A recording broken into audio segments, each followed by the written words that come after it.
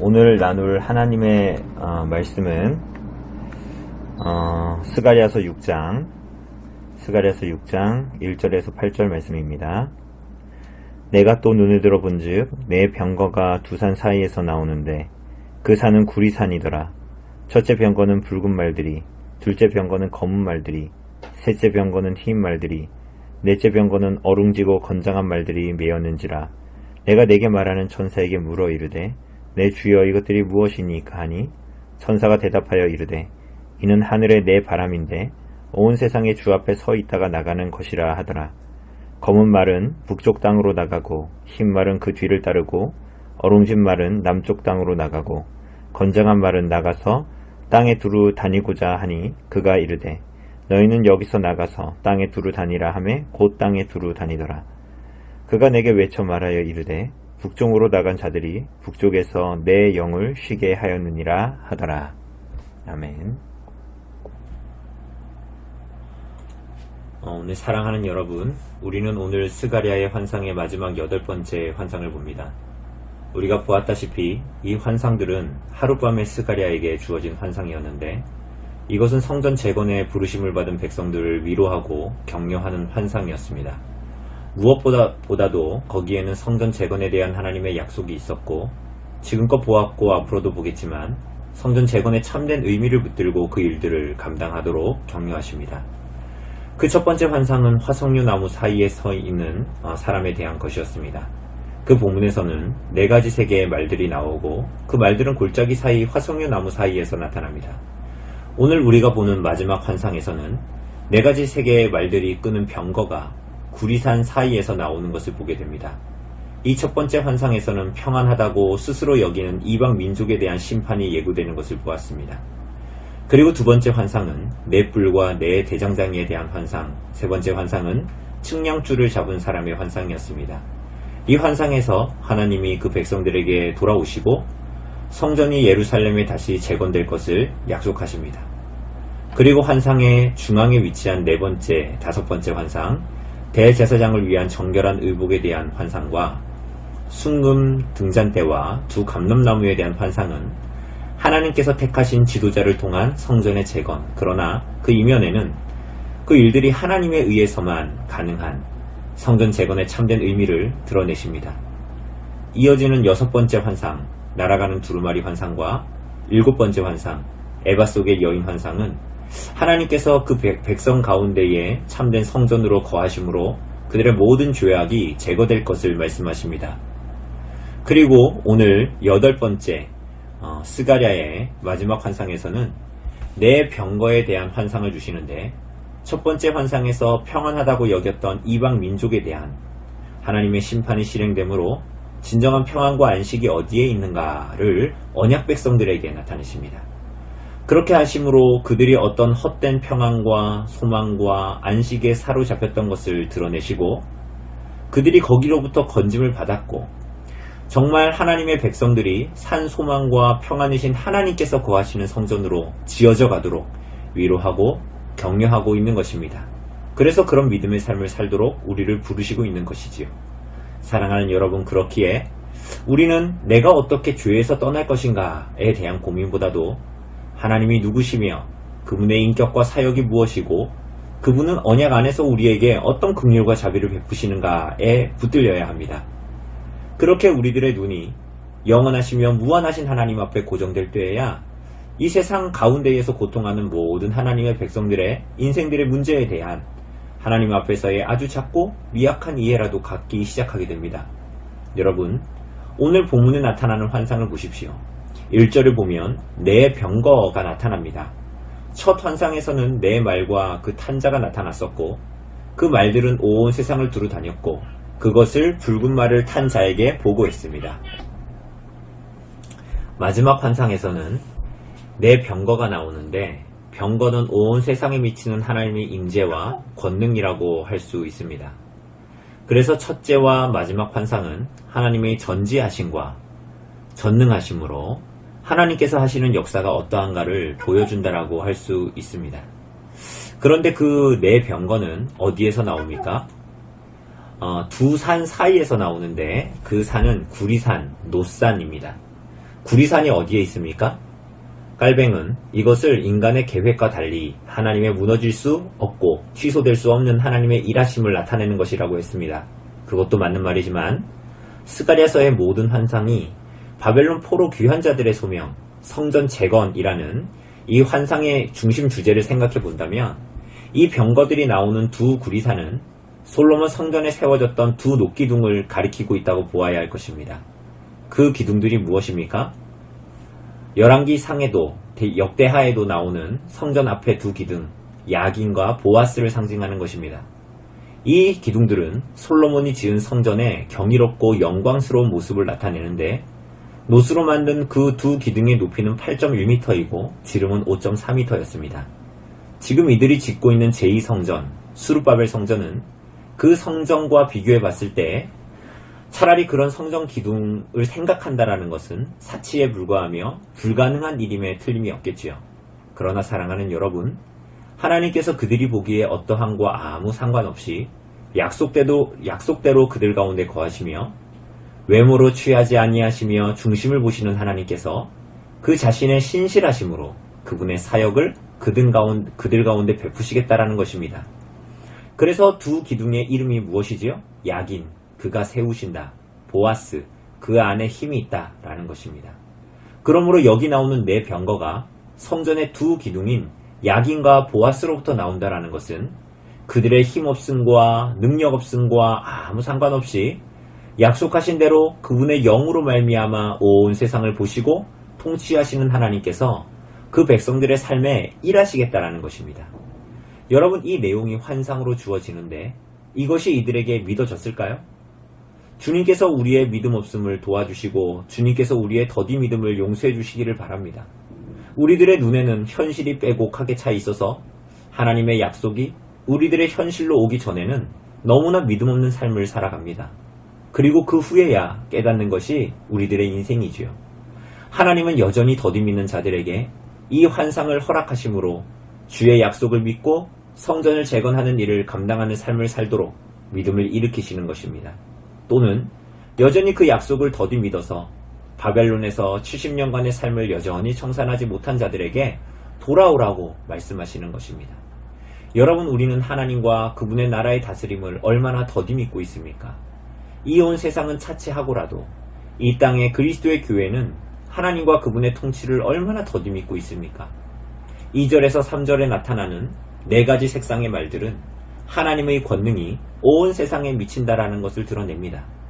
세상 사람들이 우연이라고 생각하는 그 모든 것들조차도 하나님의 분명한 계획과 섭리의 손이라는 것을 말합니다. 그래서 이것이 무엇이냐고 묻는 스가랴의 질문에 대해서 5절에 천사가 대답하기를 하늘의 내 바람인데 온 세상이 주 앞에 있다가 나가는 것이라고 합니다. 깔뱅은 이 본문을 주석하면서 하늘이라고 한 것은 그야말로 하나님께서 이 땅에 일하시는 것이 사람의 힘과 능력 혹은 우연이나 운명이 아니라 하늘로부터 오는, 하나님께로부터 오는 하나님의 선하시고 기뻐하시는 뜻에 따른 것이라고 말합니다. 그리고 특히 내 바람이라고 할 때에 여기서 바람은 루아흐, 숨결 혹은 영이라는 의미를 동시에 가진다고 했습니다. 이것은 온 세상에 나타나는 일들이 다름 아니라 하나님의 영으로부터 기인하는 하나님의 은밀한 동기로만 나타나고 드러나는 일이라고 했습니다. 사랑하는 여러분, 그렇기에 하나님은 지금 성전 재건을 앞두고 있음에도 눈에 보이는 열방과 이방 나라들로 인해서 그들과 비교해서 자기 자신들의 삶에 있는 연약함에 대해서 낙심하고 절망하고 있는 자들에게 온 세상을 다스리시고 통치하시는 하나님을 보라고 요청합니다. 그리고 그분의 주권과 열심이 교회를 위해 온 세상에 미치게 하겠다고 말씀하시는 것입니다. 오늘 여러분은 이 하나님의 일하심을 믿습니까? 오늘 여러분은 하나님이 살아계시며 역사하심을 믿으십니까? 그래서 여러분의 눈에 보이는 그 어떤 현실보다도 크신 분, 오히려 그 모든 것을 아시고 그분의 뜻을 이 땅에서 행하시는 하나님을 믿으십니까? 사랑하는 여러분, 우리는 많은 시간 동안 혹은 지금도 그렇게 우리들의 모든 삶과 생애를 들어 하나님을 고백하는 곳으로 나가지 못하고 있는 것은 아닙니까? 지금 온 세상이 신음하고 있는 코로나19는 우리에게 오늘도 무엇을 말하고 있습니까? 모든 죄를 미워하시며 징계하시며 심판하기를 원하시고 마침내는 분명하게 행하실 하나님은 이 코로나를 통해서 우리에게 무엇을 말씀하십니까? 이것이 우연처럼 일어난 일일까요? 혹은 연말에 치료제가 나오면 괜찮아지는 일일까요? 많은 전문가들은 가을에 접어들면 다시 대유행할 것을 예측하고 있고, 이 전염병이 혹 지나가더라도 여러가지 환경의 문제들로 인해서 동물들에게 있는 병들이 사람에게 반복해서 위협을 줄 것이라고 예측합니다. 코로나는 이 시기의 역사를 살아가는 사람들에게, 혹은 하나님의 백성들인 여러분도 가졌음직한 착각 하나를 폭로하고 있습니다. 그것이 무엇이지요? 우리는 언젠가부터 과학기술의 발전, 의료의 발전, 경제 발전, 이 땅에 대한 그러한 무한한 긍정으로 이 세상에서 행복할 수 있다라는 착각에 빠져들기 시작했습니다. 더군다나 누릴 것만은 잘 사는 대한민국에 사는 이들은, 그리고 대한민국에 사는 많은 그리스도인들은 이 세상에서 행복할 수 있고 마땅히 더 잘되고 행복해야 된다라고 생각하며 저마다의 행복을 추구합니다. 그 행복은 어디에서 옵니까? 돈입니다.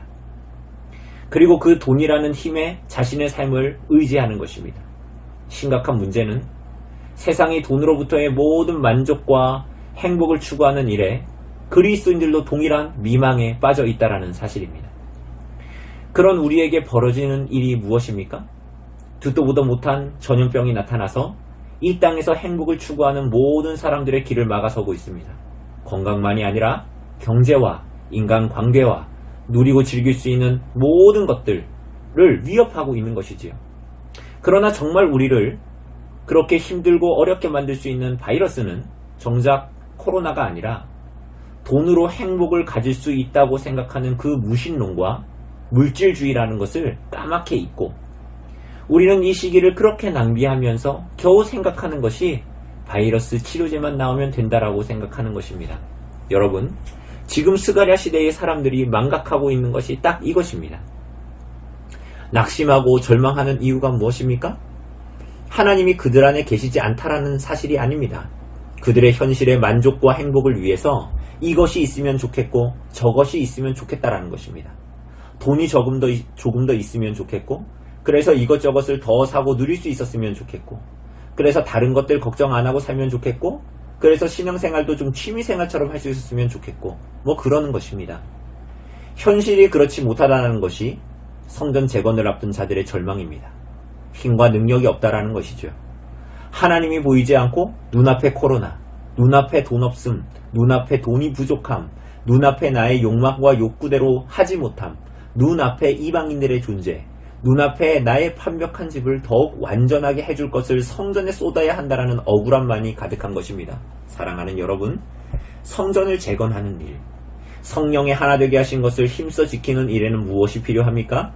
우리의 힘과 능력이 필요합니까?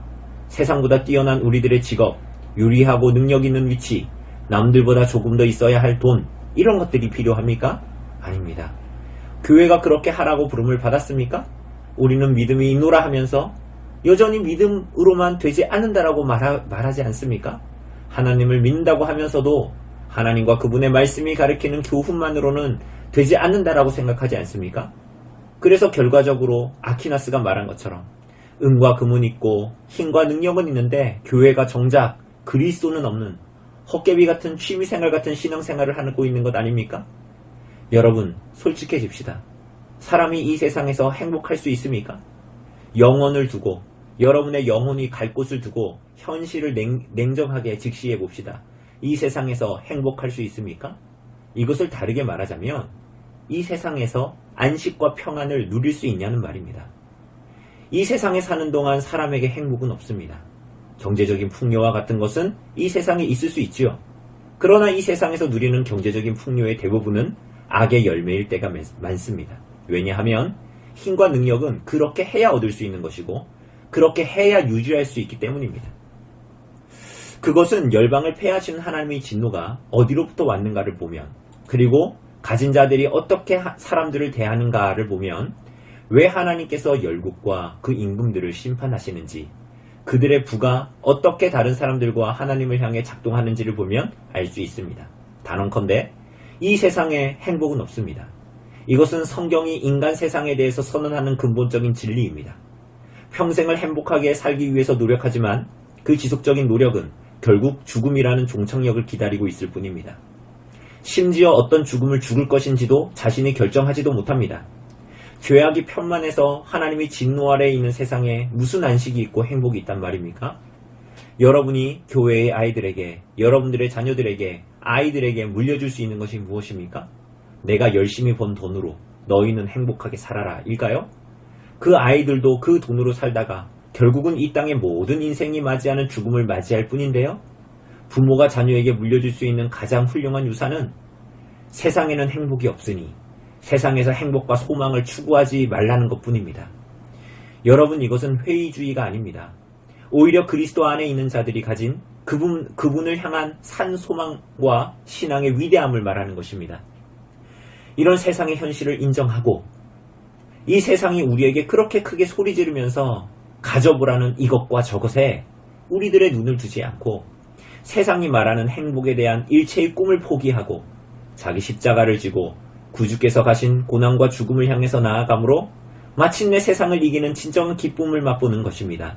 하나님을 우리의 모든 것으로 받으며 그분을 우리의 유일하며 영원한 상급으로 받는 것입니다.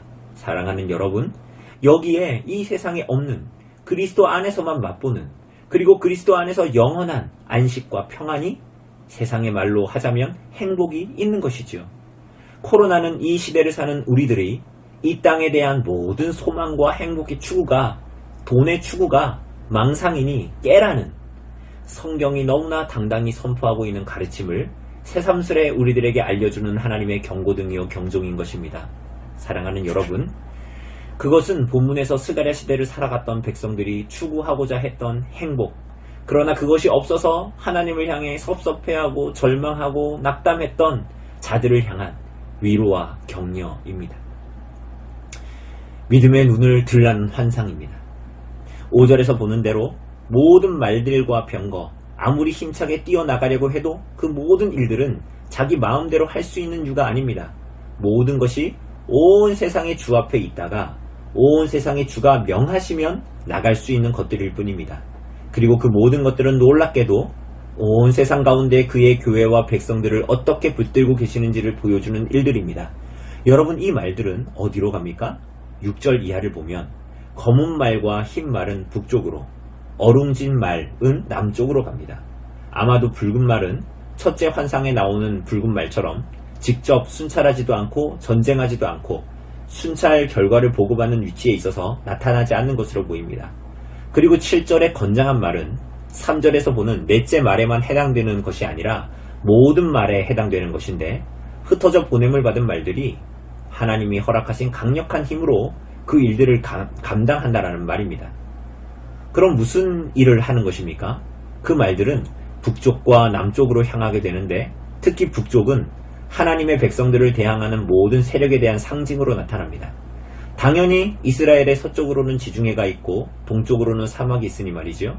그리고 남쪽으로는 애굽이 있으나 당시 애굽은 쇠퇴기에 이미 접어들었을 때입니다.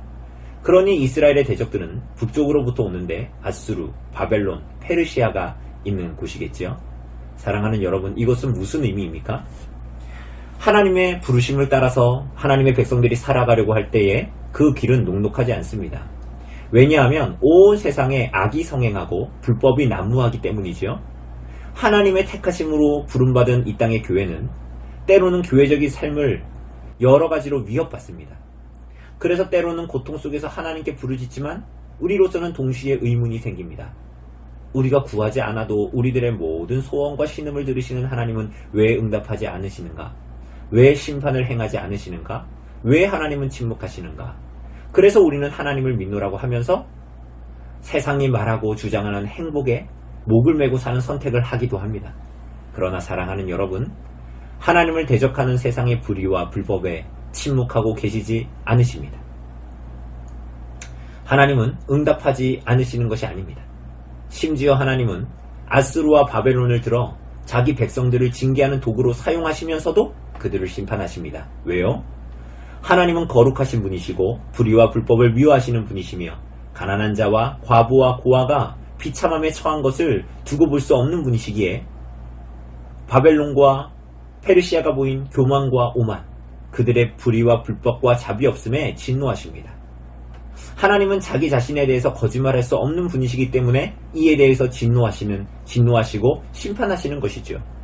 그렇기에 우리는 불의와 불법을 자행하며 살아가는 이 세상 사람들 앞에서, 추를 속이고 저울을 속이는 사람들 앞에서, 가난한 자든 고아든 상관없이 나만 잘 살면 된다고 생각하는 이 세상 사람들 앞에서, 그래서 적당한 불의와 불법에 눈 감고 아웅하면서 그 피해를 누가 보든 상관치 않는 세상 앞에서 하나님을 아는 백성들은 거룩하시며 공의롭고 자비로우신 하나님을 믿는 믿음으로 사는 능력을 붙듭니다.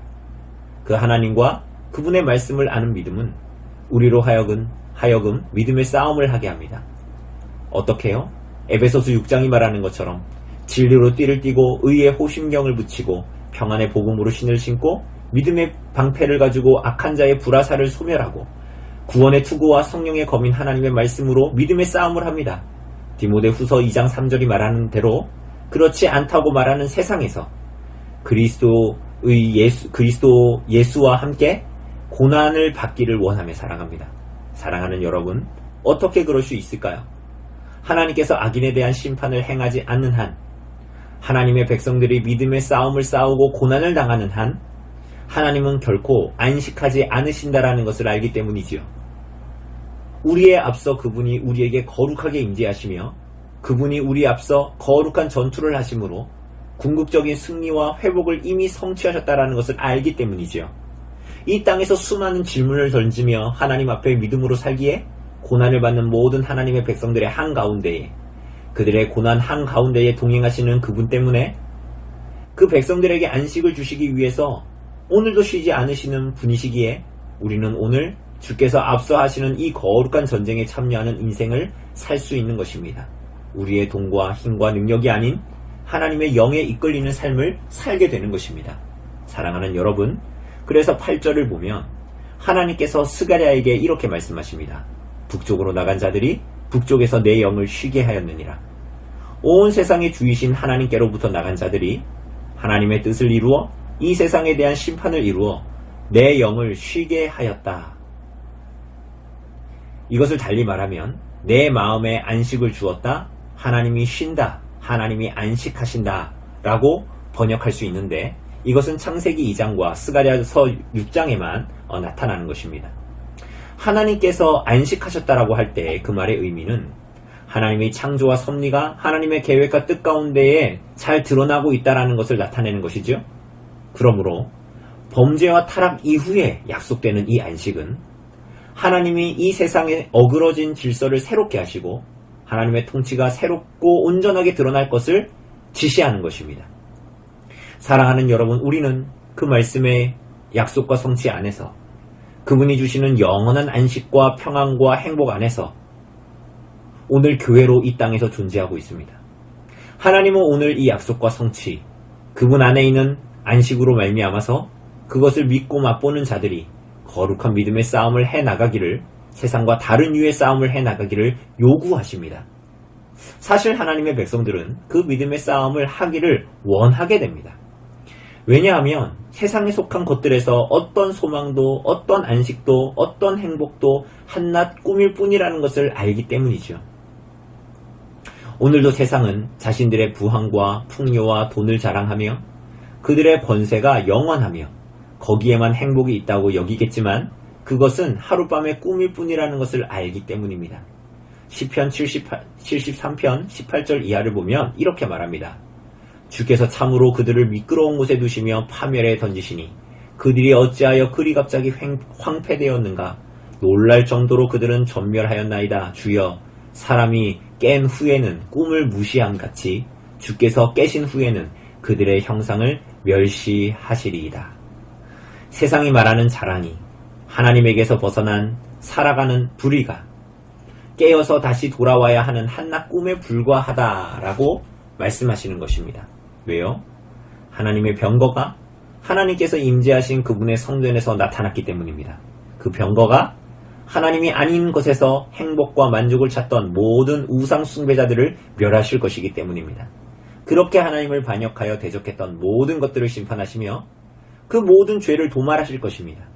그리고 그 하나님의 완전한 질서와 통치를 믿고 바라보며 고난 가운데에서 믿음의 싸움을 해나갔던 모든 하나님의 백성들에게 그분 안에서의 안식, 성전 안에서의 안식을 허락하실 것입니다.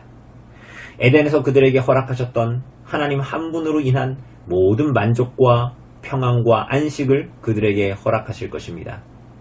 사랑하는 여러분, 여러분의 행복은 어디에 있습니까? 코로나로 인해서 여러분의 행복이 사라졌습니까? 혹은 또 가을에 다시 시작된다고 하니 여러분의 행복이 사라질 위기에 놓여 있습니까?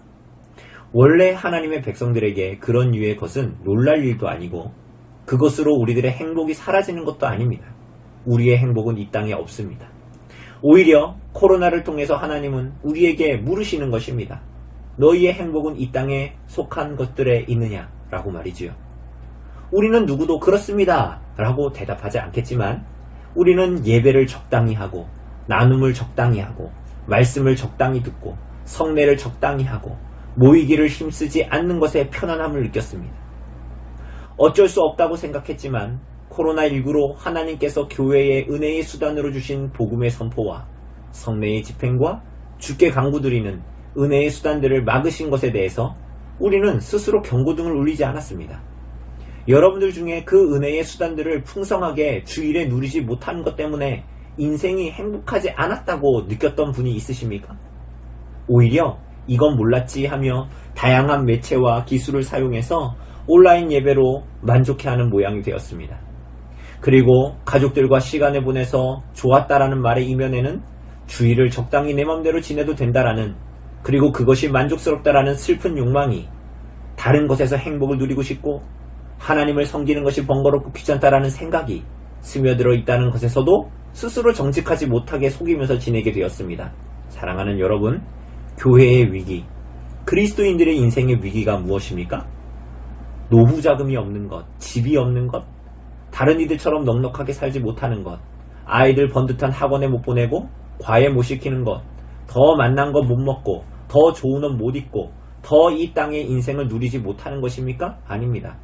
그럼 우리를 위협하는 바벨론과 페르시아 같은 세력입니까? 아닙니다. 오히려 그 세상에 빌붙어서라도 이 땅에서 안식과 평안과 행복을 가지고자 하는 이 땅의 인생에서 교회는 단이나 그리스도를 발견하지 못한 어두운 심령인 것입니다.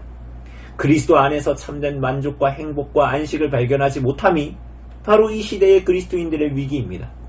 스가랴 시대의 성전 재건이라는 부르심 앞에 있는 이스라엘이 마주한 수많은 문제들은 그들의 그러한 위기를 드러내 보여줄 뿐이었습니다. 무엇이지요?